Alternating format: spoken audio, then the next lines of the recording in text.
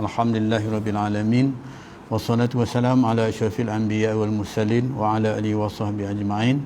Rabbi shrah li sadri wa yassir li amri wahlul 'uqdatam min lisani yafqahu qawli. Subhanaka la ilma lana illa ma 'allamtana innaka antal alimul hakim. Amma ba'd.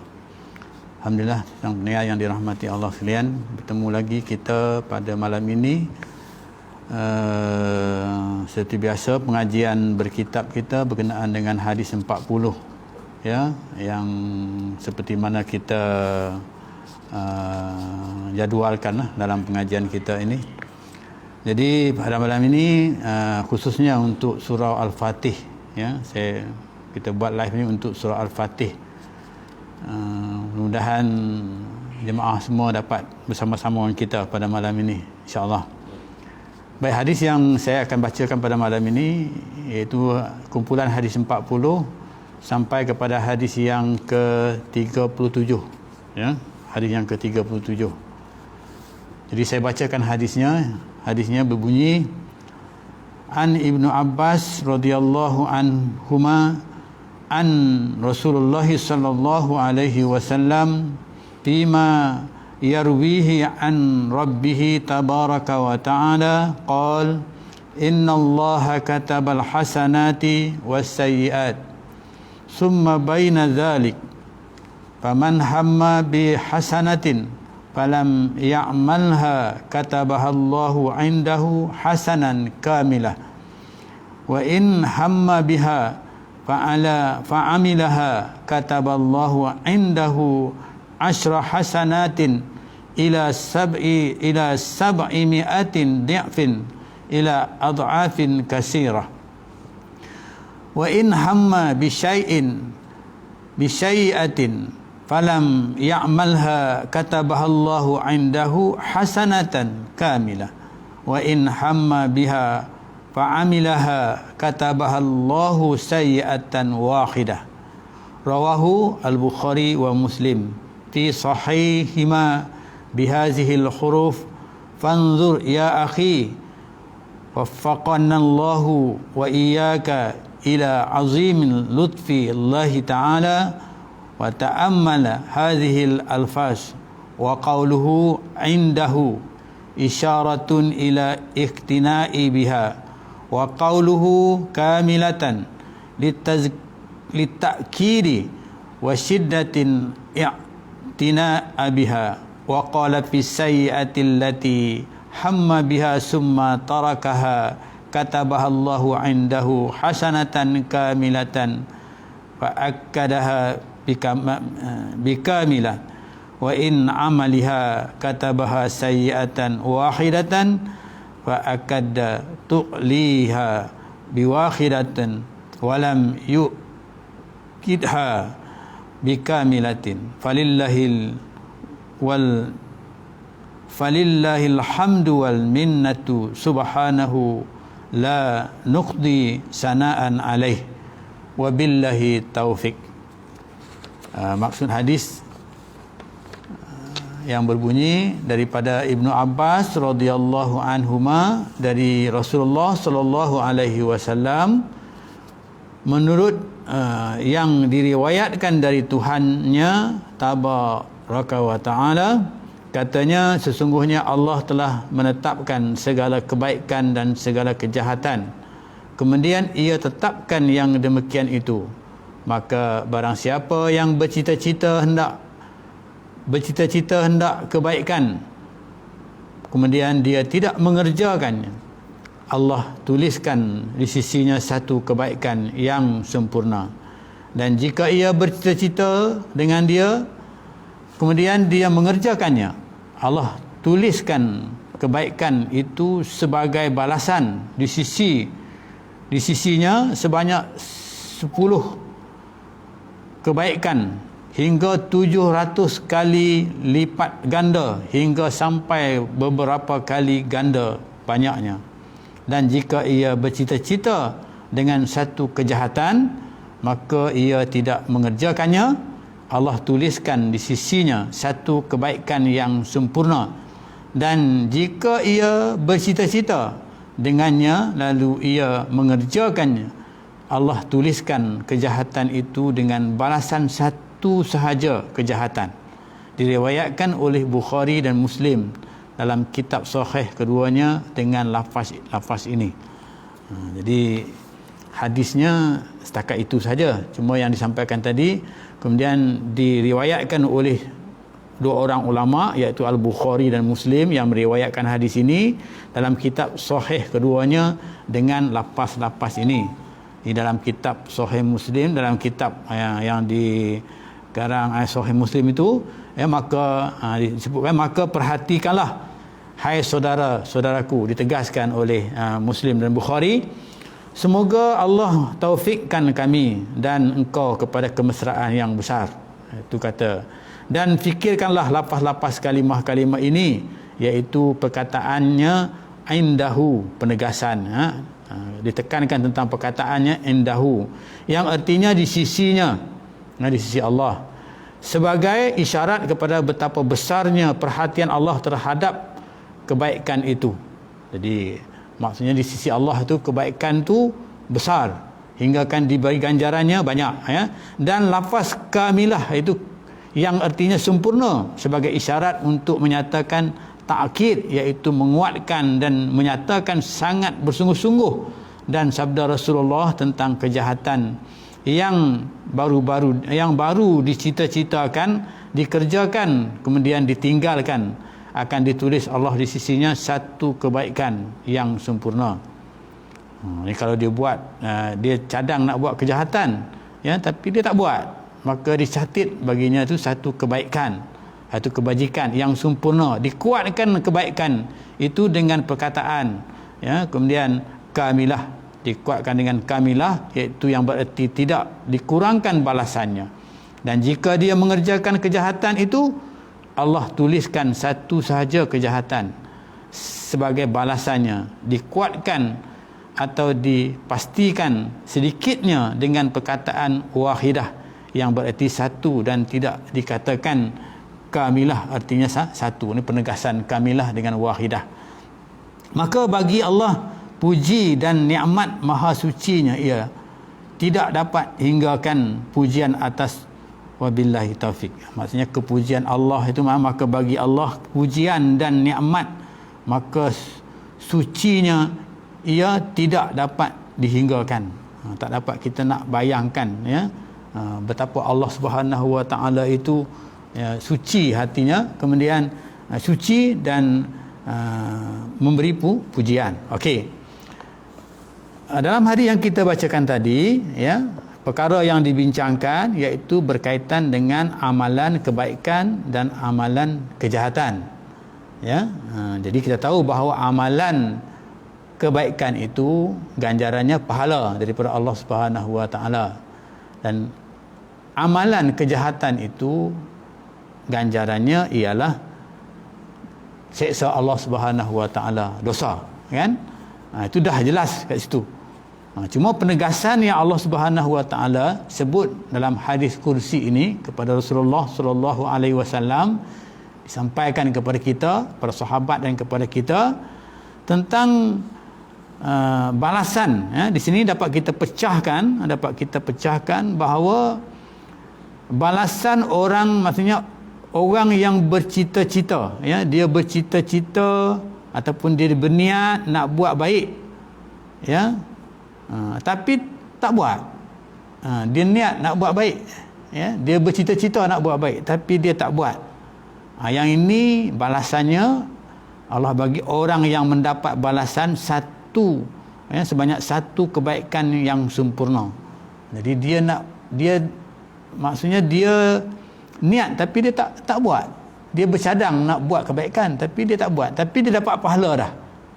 Di sini mana orang yang mendapat balasan sebanyak satu kebaikan yang sempurna. Sempurna ni maksudnya lengkaplah kebaikan itu. Maksudnya melebihi dibandingkan yang dibincangkan tadi, yang dikatakan yang sempurna, kemudian yang disebut yang satu, wahidah, sikitlah, maksudnya sikit itu.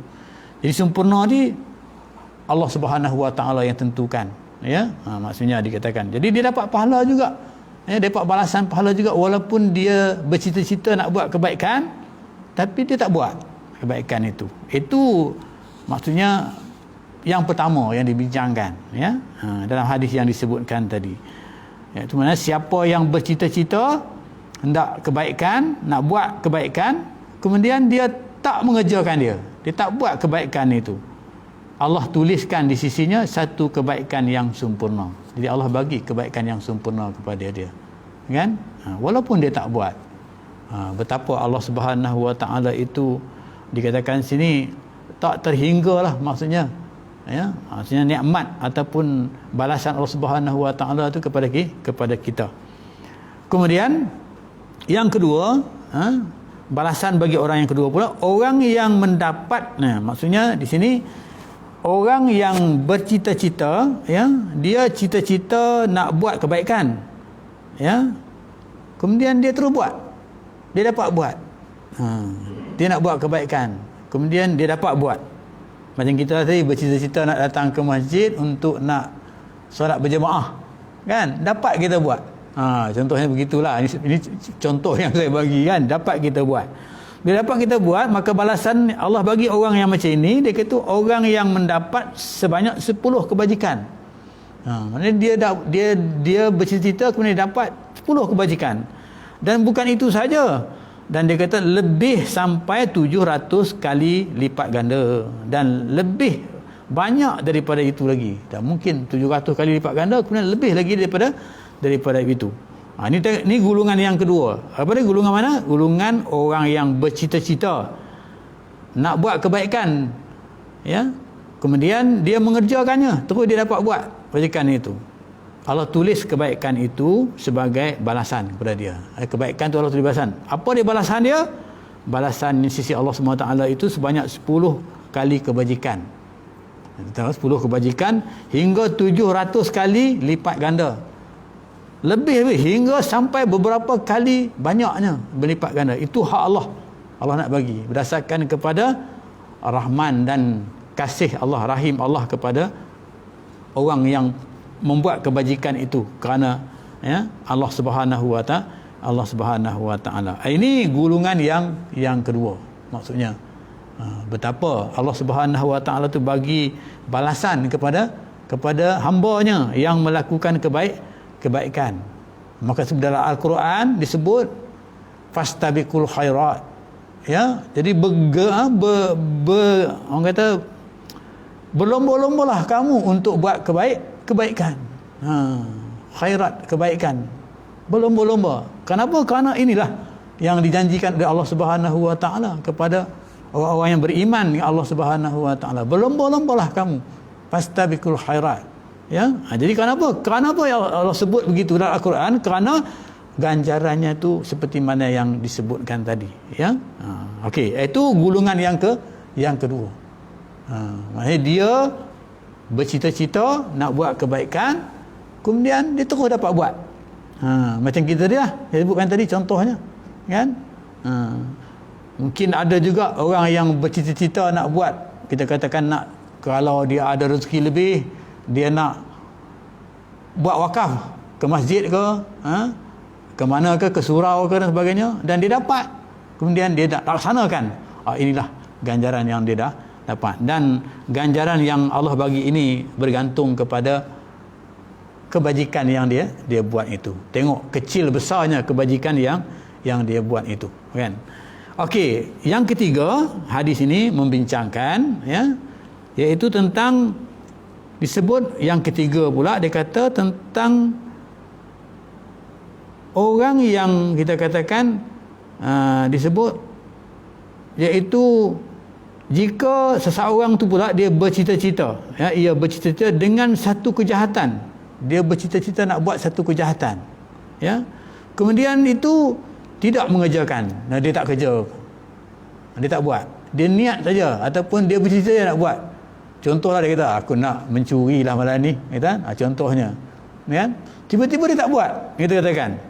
Jadi ganjaran yang diberi di sini dikatakan, kemudian kerana ganjaran itu dia bercita, kemudian dia tak buat, maka Allah tuliskan di sisinya satu kebaikan yang sempurna. Allah beri kebaikan juga, walaupun dia tu kita katakan dia niat tu ataupun dia bercita-cita tu nak buat kejahatan tadi, tapi dia tak buat, ya, atas kerana dia tak buat itu, kebaikan dia dapat satu kebaikan yang sempurna di sisi Allah sebenarnya satu kebaikan yang Allah bagi kepada dia. Kenapa? Kerana dia dah niat, dia dah tak buat, dia niat dia nak buat kan, tapi dia tak buat. Oleh kerana dia tak buat itu, maka di sana dia dapat, ya, maknanya satu ditulis sisinya satu kebaikan yang sempurna. Dia bagi kebaikan Allah SWT. Kebaikan tu hanya sempurna tu maksudnya di sini tak tahulah itu hak Allah lah, kan, hak Allah Subhanahu Wa Taala, tapi maksudnya sempurna, lengkap kita katakan. Dan jika ia bercita-cita dengan yang ini golongan yang ketiga tadi, kan, ni. Jadi maksudnya orang yang mendapatnya sebanyak satu kebaikan yang sempurna. Apa dia? Dia niat. Saya ulang balik, dia niat nak buat jahat tapi dia tak buat. Dia dapat pahala juga. Dia dapat kebaikan juga. Ya, kebaikan apa? Kebaikan kerana dia tak buat. Ya. Okey. Kemudian yang keempat, hadis ini bincangkan tentang, maksudnya dia kata dan jika ia bercita-cita dengan lalu bercita dengannya, dia bercita-cita nak melakukan, kita katakan, dan jika ia bercita-cita dengan nak melakukan kejahatan tadi, lalu dia mengerjakannya, dia buat, ya, dia cadang nak mencuri, kita katakan tadi kan, tiba-tiba dapat dia mencuri, ada ruang lah dia boleh mencuri, kita katakan ada ruang dia boleh mencuri. Jadi bila ada ruang boleh mencuri itu, maka dia dapat buat kerja tu. Jadi Allah tuliskan kejahatan itu dengan balasan satu saja kejahatan. Jadi Allah bagi satu kejahatan sahaja, ya, satu kejahatan saja yang Allah tu tuliskan. Lepas dia niat dia nak buat, maknanya kejahatan dia yang dia niat tadi tu, kan, ya, tak ada. Sebab yang dia niat tadi tu terbatal dengan sebab apa? Sebab yang kalau dia tak buat, dia dapat apa? Dia dapat pahala, kan. Tapi yang ini dia niat kemudian dia dapat buat, kan. Maka Allah bagi satu saja, ya, kebajikan kepada dia. Satu boleh kebajikan kerana dia buat. Cita-cita dia tadi tu dia tak bodoh, tak ada dinafikan. Jadi itu yang dikatakan, empat perkara yang dibincangkan dalam hadis yang kita bacakan ini, kan. Jadi dalam hal ini pernah Abu Darda, ya, contohnya Abu Darda, contoh yang saya sebutkan tadi, Abu Darda berkata, barang siapa datang ke tempat tidurnya, maksudnya orang tu dia nak pergi tidur lah waktu malam, datang ke tempat tidurnya sedang dia terniat untuk berdiri, dia niat untuk berdiri semayang, dia nak mendirikan semayang pada waktu malam. Jadi masa dia nak tidur tu, dia niat dia nak bangun semayang malam lah. Kita pun macam tu lah, kadang-kadang kita niat kan, nak bangun semayang malam lah, kan, kita niat begitu, kan. Kemudian Abu Darda kata, kemudian terpejam dua matanya, maka dia pun tidur hinggalah ke pagi. Tidur tu tak sedar-sedar sampai ke pagi, kan. Jadi dia niat nak bangun semayang tahajud, tapi oleh kerana tak dapat buat, kerana terlelap sampai waktu pagi, ya, jadi ditulis baginya apa yang telah diniatkan itu. Jadi dia niat nak semayang tahajud tadi, maka dia akan dapat lah. Macam mana dia semayang tahajud, yang sempurna. Bukan niat saja, maknanya dia niat nak semayang, tapi dia dapat itu bukan atas dia niat saja, kerana dia dapat, kerana dia laksanakan semayang tahajud, seolah-olah dia semayang tahajud itu sempurna. Kita katakan macam itu. Ini contoh yang diberikan oleh Abu Darda. Juga dalam hal-hal lain, ya, yang kita selalu ada dalam kehidupan kita. Kadang-kadang ada orang dia nak bersedekah, ya, ada orang kadang-kadang dia berniat nak puasa, ya, dia nak puasa, esok hari Senin nak puasa lah, contohnya kita katakan puasa sunat, ya, tiba-tiba ada hal yang boleh menyebabkan dia tak boleh bawa puasa, maka dia dapat, juga itu dikatakan berdasarkan kepada yang balasan Allah Subhanahu Wa Taala yang Allah Subhanahu Wa Taala sebutkan tadi, empat golongan yang dikatakan tadi. Jadi dalam kitab ini ya, kita huraikan sikit dalam bab yang pertama ini, iaitu golongan yang dikatakan orang yang dia niat tadi tu ya, dia niat itu ya, kemudian dia dah dia tak buat ya, tapi dia dapat pahala. Jadi dalam kitab ini dihuraikan di sini, saya bacakan ya, mudah-mudahan dapat kita fahamkan situasi keadaan kita, iaitu disebut di sini ya, dituliskan dituliskan baginya apa yang telah diniatkan tadi itu. Maka dunia ini ya, ini huraian kitab inilah, dunia ini ada untuk 4 jenis orang ya. Ada dunia ni ada untuk 4 jenis orang. Jenis yang pertama iaitu seorang hamba Allah yang kurniakan harta dan ilmu kepadanya. Jadi Allah bagi dia harta, Allah bagi dia ilmu. Jadi dia ada harta, dia ada ilmu. Dua yang Allah bagi. Ya. Ini satu aset yang sangat berharga lah. Ya, di dunia ini kita pun nak harta, kita pun nak ilmu, kerana harta, ilmu ini yang membimbing kita kepada menuju syurga Allah Subhanahu wa taala. Tanpa ilmu kita tak sampai kepada ini. Maka sebab itu ayat yang pertama turun kepada Nabi, Iqra, baca. Maksudnya orang yang nak berilmu ni kena baca ya, kena baca ya, kita kena baca macam kita baca kitab ini lah ya. Dengan kita baca kitab ini maka kita akan dapat ilmu ini yang boleh membimbing kita. Jadi orang yang pertama tu dia kata seorang hamba yang dikurniakan dia harta kemudian ilmu, lalu dia berbakti dengan dia kepada Tuhan. Jadi dengan harta dia, dengan ilmu dia, dia buat ibadat kepada Tuhan, dia berbakti kepada Tuhan dengan menghubungi rahimnya. Jadi maksudnya dia berbakti dengan Tuhan, kemudian dan juga rahim. Rahim ni maksudnya dengan saudara-saudara sama Islam. Ataupun dia kata atiullah wa atiur rasul, hubungan dengan Allah dan hubungan dengan Rasul. Maksudnya ibadat dia kepada Allah, Allah bagi dia harta, Allah bagi dia ilmu. Bila dapat harta, dia dapat ilmu tadi, maka dengan harta dan ilmu itu dia manfaatkan ilmu itu untuk dunia dia. Ya, iaitu digunakan apa? Untuk dia beribadat dan untuk dia kepada orang yang kepada saudara-saudara sama Islam dia. Dan dia mengetahui pula hak pada hartanya itu, dan dia tahu hak hartanya itu. Bila kita ada harta yang Allah bagi kepada kita itu bukan hak kita saja, tapi dia ada untuk orang lain. Ada hak asnaf, ada hak orang yatim, ada hak orang miskin. Banyaklah, ada hak fi sabilillah kan, ada hak harta itu. Walaupun harta dia, tapi harta itu ada milik orang lain, ada sebahagiannya milik orang lain. Kenapa begitu? Kerana Allah nak bagi dia tu beribadat dengan hartanya untuk mendapat bahagian akhirat. Ya.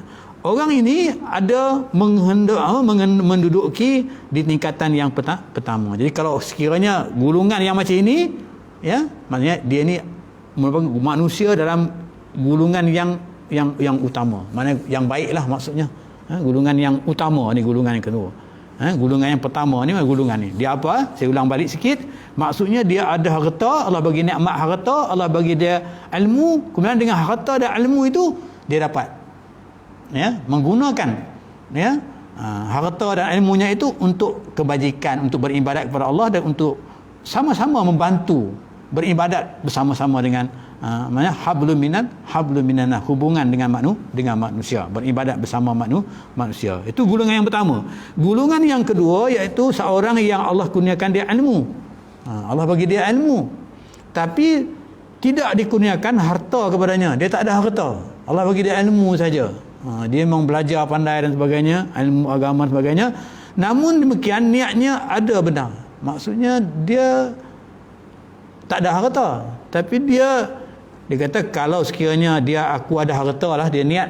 Dia kata kalau kiranya aku ada harta. Dia tak ada harta, dia ada ilmunya. Kalau ada harta, dia kata aku nak buatlah macam mana seperti mana orang tu buat.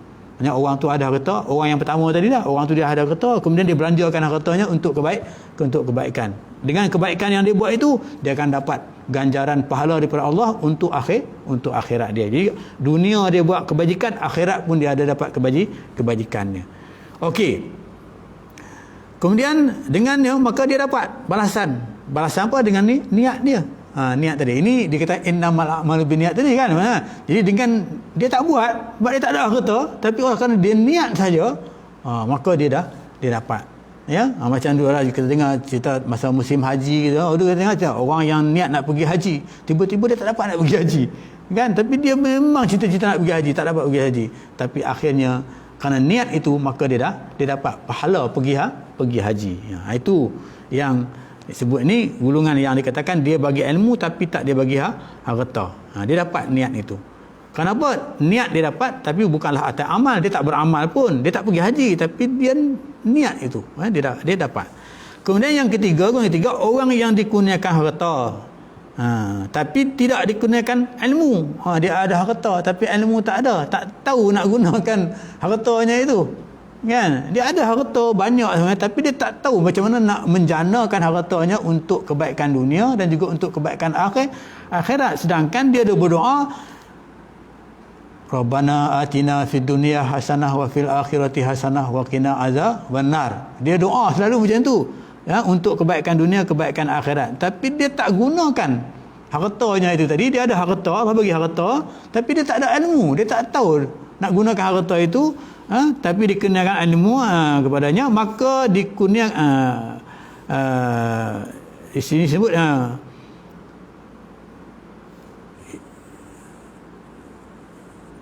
seorang yang dikurniakan harta tapi tidak dikurniakan ilmu kepadanya, maka digunakan harta secara membuta tuli. Sebab tak tahu nak guna harta. Ya, tak nak bersedekah dan sebagainya.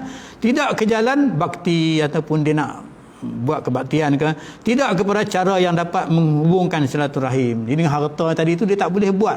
Seperti mana orang yang pertama tadi. Orang pertama ini dapat harta, dia ada harta, dia ada ilmu dan dia gunakan harta itu dengan baik. Itu orang yang terbaik lah, kan. Yang ini dia tak ada ilmu tapi dia ada harta tapi dia tak gunakan hartanya itu untuk dia. Jadi ini gulungan orang yang seburuk-buruknya.